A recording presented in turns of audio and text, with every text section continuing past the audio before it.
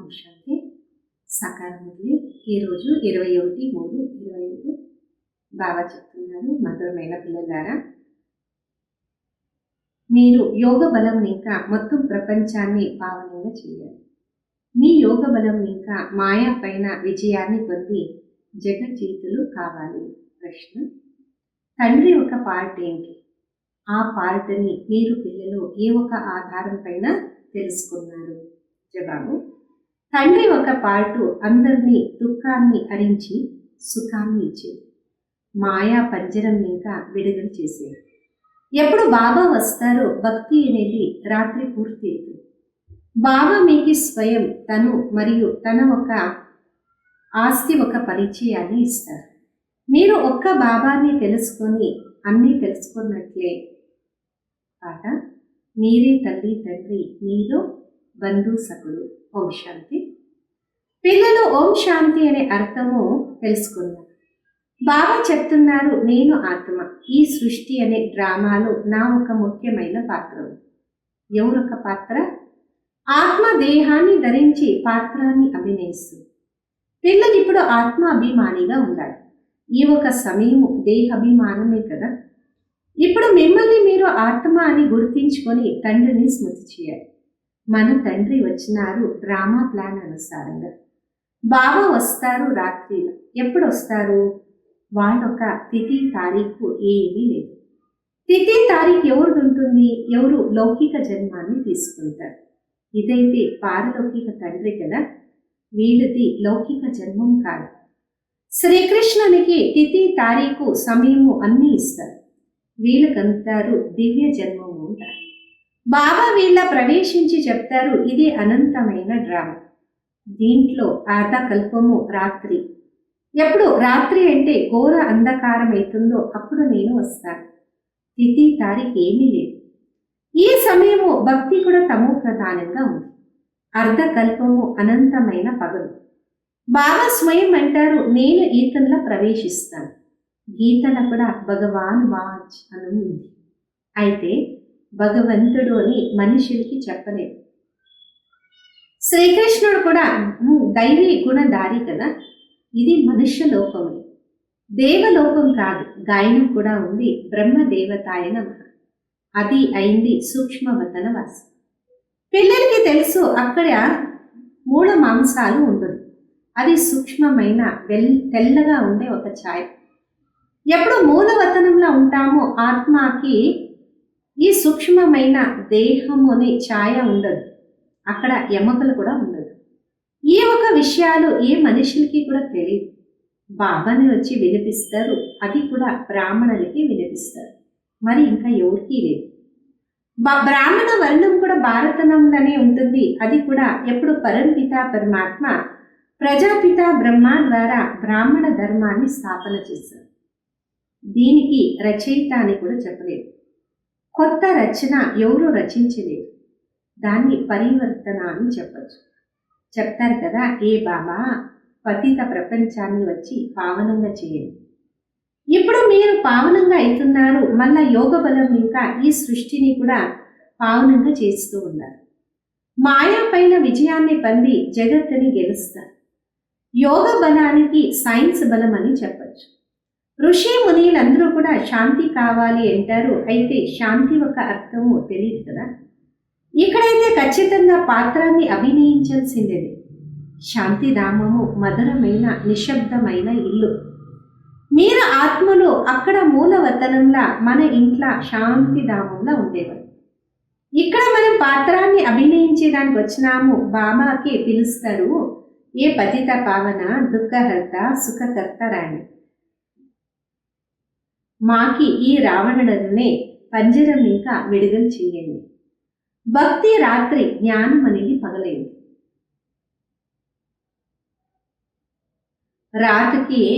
రాత్రి పూర్తి అయినప్పుడు జ్ఞానానికి జయజయకారం జరుగుతుంది. ఈ ఒక ఆట సుఖము అనే దుఃఖము. మీకు తెలుసు, ముందు మనము స్వర్గంలో వస్తాము, తర్వాత మెల్లమెల్లగా కింద దిగుతూ నరకంలో పడతాం. కలియుగం ఎప్పుడు సమాప్తి అవుతుంది, మళ్ళా సత్యుగం ఎప్పుడు వస్తుంది, ఇది ఎవరికీ తెలియదు. ఇప్పుడు బాబా తెలుసు. బాబా ద్వారా అన్నీ మనం తెలుసుకున్నాం. మనుషులు భగవంతుని పుడుకుతున్నారు ఎందుకంటే అలుస్తూ ఉన్నారు. తండ్రి గురించి తెలియదు కదా. ఎప్పుడు బాబా వచ్చి తన పరిచయాన్ని, ఆస్తి ఒక పరిచయాన్ని ఇస్తున్నారు కదా. ఆస్తి తండ్రిని ఇంకా దొరుకుతుంది, తల్లిని ఇంకా కాదు. వీడికి తల్లి అని చెప్పచ్చు. అయితే వీళ్ళు ఇంకా మనకి ఆస్తి దొరకదు, వాళ్ళని మనం గుర్తు చేయకూడదు. బ్రహ్మ విష్ణు శంకర్లు కూడా శివుని ఒక సంతానం, ఇది కూడా ఎవరికి తెలియదు. అనంతమైన సృష్టికి రచయిత ఒక బాబానే, బాకీ అందరూ వాళ్ళొక రచన, అంటే హద్దు ఒక రచయిత. ఇప్పుడు పిల్లలకి తండ్రి అంటారు, నన్ను ఒకరిని స్మృతి చేయండి, అప్పుడు మీ వికర్మాలు వినాశనం అయింది. తండ్రిని ఎవరు తెలుసుకోలేదు అంటే ఎవరిని గుర్తు చేసుకోవాలి? అందుకే బాబా అంటారు అందరూ కూడా అనాథలుగా ఉన్నారు. ఇది కూడా డ్రామాల ఫిక్స్ ఉంది. భక్తి మరియు జ్ఞానం రెండుట్ల కూడా శ్రేష్టమైన కర్మము దానమైంది. భక్తి మార్గంలో ఈశ్వర అర్థం దానం చేస్తారు. ఎందుకు? ఏం కోరికలుందో అది ఉన్నే ఉంటాయి కదా. అనుకుంటారు ఎటువంటి కర్మం చేస్తామో అటువంటి ఫలం ఇంకొక జన్మంలో పొందుకుంటాము అని.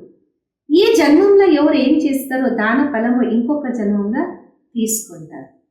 జన్మ జన్మాంతరాలైతే తీసుకోలేదు, ఒక్క జన్మం కోసం ఫలం దొరుకుతుంది. అన్నిటికీ మంచి దానికి కూడా మంచి కర్మమైంది దానం. దానికి పుణ్యాత్మ అంటారు కదా.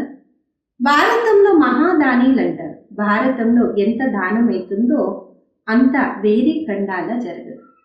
బాబానే వచ్చి పిల్లలకి దానం ఇస్తారు. పిల్లలు మళ్ళా తండ్రిని ఇంకా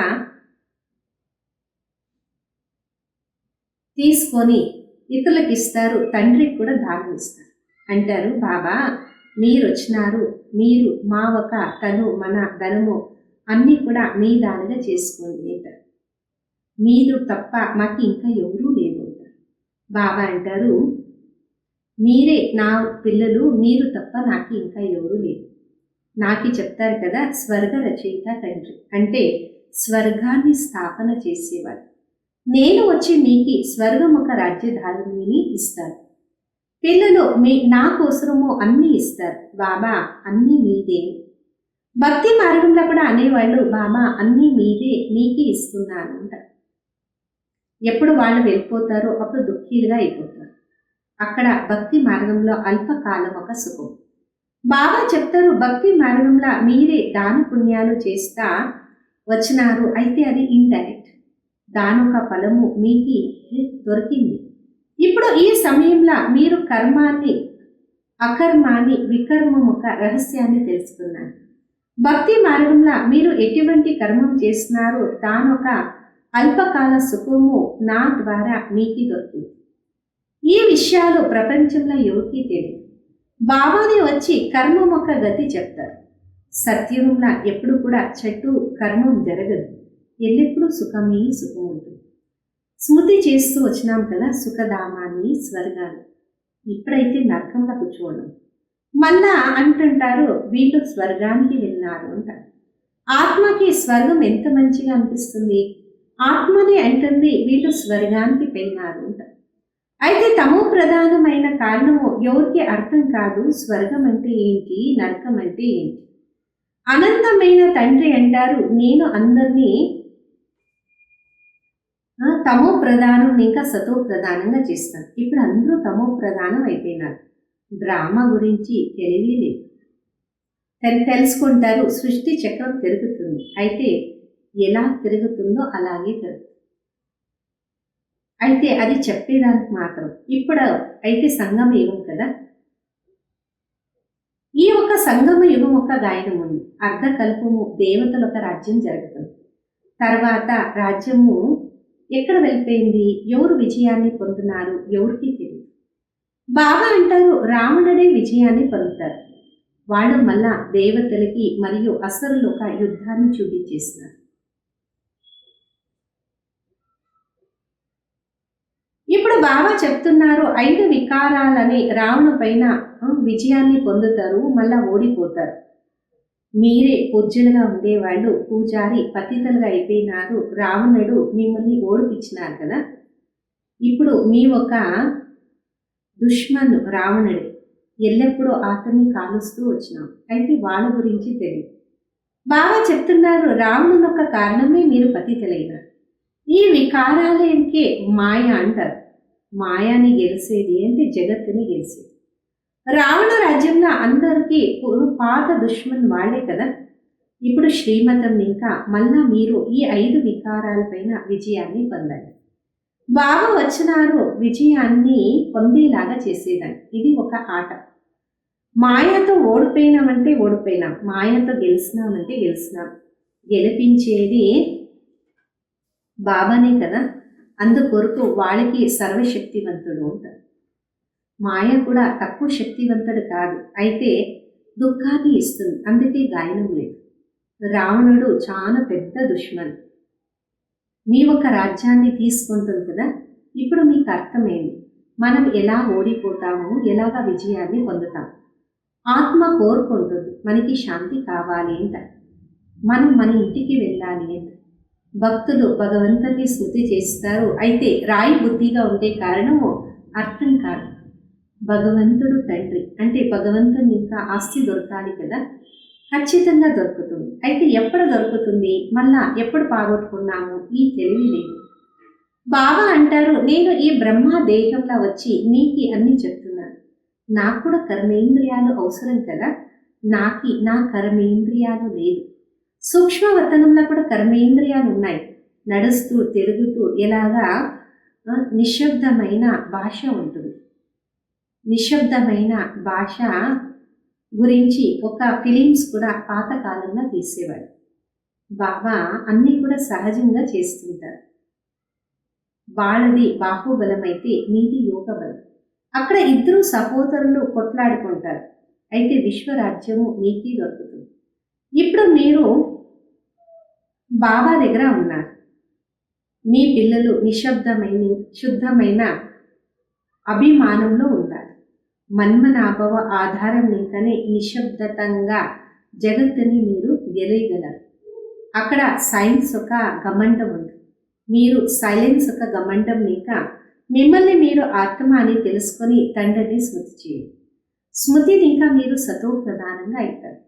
చాలా సహజమైన ఉపాయం చెప్తున్నారు. మీకే తెలుసు శివబాబా వచ్చినారు మన పిల్లలకి తర్వాత స్వర్గం అనే ఆస్తి ఇచ్చేది. మీలా కూడా ఎవరిది కలియుగం అనే కర్మబంధనాలు ఉన్నాయి. బాబా అంటారు, దాన్ని మర్చిపోండి. 5 వికారాల్ని నాకు దానమియండి. మీరే నాది నాది అని చెప్తూ వచ్చినారు. నా పతి, నా వాళ్ళు అన్నీ మరియండి. అన్నీ చూస్తే కూడా ఆ మమత్వాన్ని వదిలించుకోండి. ఈ ఒక మాట పిల్లలకి చెప్తా ఉన్నారు. ఎవరు బాబాని అర్థం చేసుకోలేరు, వాళ్ళు ఈ భాషని కూడా అర్థం చేసుకోలేరు. బాబా వచ్చినారు మనుషుల నుండి దేవతలుగా చేసి, దేవతలు ఉండేది సత్యయుగంలో. కలియుగంలో మనుషులు ఉంటారు కదా. ఇప్పుడు వాళ్ళ ఒక గుర్తులు కూడా ఉంది, అంటే చిత్రాలు కూడా ఉంది. మీకే తెలుసు నన్ని పతిత పావనుడు అంటారు. నా ఒక డిగ్రీ ఎప్పుడు తగ్గుకోదు. మీరే అంటారు మేము పావనంగా ఉండేవాళ్ళు మళ్ళా పతితలయ్యి డిగ్రీ తగ్గింది అంట. ఇప్పుడు మీ వాళ్ళగా చేసుకుని పావనంగా చేయండి, మమ్మల్ని ఇంటికి తీసుకుని వెళ్ళండి. ఇదేంది ఆధ్యాత్మిక జ్ఞానం. అవినాశి జ్ఞాన రత్నాలు కదా, ఇదేంది కొత్త జ్ఞానం. ఇప్పుడు మీకు ఈ జ్ఞానము నేర్పిస్తూ ఉన్నాను. రచయిత మరియు రచన ఒక ఆది మధ్య అంత్య రహస్యాన్ని చెప్తున్నాను. ఇదేంది పాత ప్రపంచం. దీంట్లో మీలా కూడా కొందరు మిత్ర సంబంధీలు దేహ సహితంగా అన్ని మమత్వాన్ని వదిలేయాలి. ఇప్పుడు మీరు పిల్లలు అంతా బాబానికి ఒప్పించేస్తున్నారు కదా, అంటే సమర్పితలైనారు కదా. బాబా తర్వాత స్వర్గం ఒక రాజ్యభాగ్యం 21 జన్మం వరకు మీకే అన్ని ఇచ్చేస్తారు. ఇచ్చి తీసుకునేది ఉంటుంది కదా. బాబా మీకు 21 జన్మాల కోసం రాజ్య భాగ్యాన్ని ఇస్తున్నారు. 21 జన్మం అంటే 21 వంశము అని, అంటే 21 జన్మాలు పూర్తి జీవితము జరుగుతూ ఉంటుంది. మధ్యలో ఎప్పుడు కూడా శరీరాన్ని వదలు. అకాలే మృత్యు కాదు, మీరు అమరంగా ఉంటారు మరియు అమరపురికి మాలికలవుతారు. మీకు ఎప్పుడు కూడా సమయం తినదు. ఇప్పుడు ఎవరన్నా చనిపోతే అంటారు అమరపురిపోయినారు అంట. మీరు చనిపోయే దానికోసం పురుషార్థం చేస్తున్నారు. బాబా అంటారు దేహ సహితంగా దేహం అనే అన్ని సంబంధాలు వదిలేసి నన్ని ఒక్కరిని నాతో అన్ని సంబంధాలు ఉంచండి. ఇప్పుడు వెళ్ళాలి కదా సుఖం ఒక సంబంధంలో, దుఃఖం అనే బంధనాన్ని మర్చిపోవాలి. గృహస్థ వ్యవహారంలో ఉంటూ పవిత్రంగా ఉండాలి. బాబా అంటారు నన్ని ఒకరిని స్మృతి చేయండి, తోడు తోడు దైవీ గుణాలు కూడా ధారణ చేయండి. ఈ దేవతల్లాగా కావాలి, ఇదే మీ ఒక లక్ష్యం. ఈ లక్ష్మీనారాయణ స్వర్గానికి మాలికలుగా ఉండేవాళ్ళు. వీరిని ఇలాగా రాజ్యము తీసుకున్నారు, ఎక్కడ పాగొట్టుకున్నారు ఎవరికి తెలియదు. ఇప్పుడు పిల్లలు దైవీ గుణాలు ధారణ చేయాలి. ఎవరికి దుఃఖాన్ని ఇవ్వకూడదు. బాబా దుఃఖహర్త సుఖకర్త. మీరు కూడా సుఖం అనే దారి అందరికీ చెప్తుండాలి. అంటే గుడ్డ వాళ్ళకి కర్రగా ఉండాలి. ఇప్పుడు బాబా మీకు జ్ఞానం అనే 3వ నేత్రం ఇచ్చినారు. మీకు తెలుసు బాబా ఎలాగ పాత్రాన్ని అభినయిస్తున్నారు. బాబా మీకేం చదువుపిస్తున్నారు. మళ్ళా ఈ చదువు ప్రాయలోపం అవుతుంది. దేవతలకి ఈ జ్ఞానం ఉండదు. బ్రహ్మ ఒక వంశావళి, బ్రాహ్మణులొక రచయిత, మరి రచన ఒక జ్ఞానం మీకు అర్థమైంది. ఇంకా ఎవరికి తెలియదు కదా. ఈ లక్ష్మీనారాయణలో కూడా జ్ఞానం ఉండేదైతే ఈ జ్ఞానము పరంపరా జరగాలి. అక్కడ జ్ఞానం అనే అవసరము ఉండదు, ఎందుకంటే అక్కడ సద్గతి ఉంది కదా. ఇప్పుడు మీరందరూ కూడా బాబాకి దానం ఏమి ఇస్తారో అది మళ్ళా బాబా మీకు 21 జన్మానికి అన్నీ ఇచ్చేస్తారు.